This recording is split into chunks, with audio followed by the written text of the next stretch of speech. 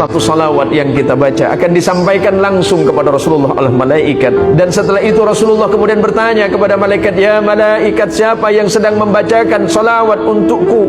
Ya Rasulullah, dia adalah salah satu dari umatmu yang selalu bermaksiat. Ya Rasulullah, sampaikan kepada kekasihku, kita bermaksiat, tapi Rasulullah menyebut kita kekasihnya. Kita ini selalu berdosa kepada Allah dan bermaksiat kepada Allah, tapi ketika kita menyebutkan kalimat Allahumma salli ala Sayyidina Muhammad, disampaikan kepada Rasulullah. Rasulullah kembali memberikan salam kepada kita. Sampaikan kepada mereka, ya malaikat, kalau mereka membaca salawat kepadaku satu, maka niscaya Allah akan membalas 10 kebaikan bagi mereka. Maka janji Rasulullah untuk kita semuanya, orang yang paling berhak duduk bersamaku di yaumil qiyamah adalah orang-orang yang senantiasa lidah dan hatinya berzikir kepada Allah dan membacakan salawat untukku.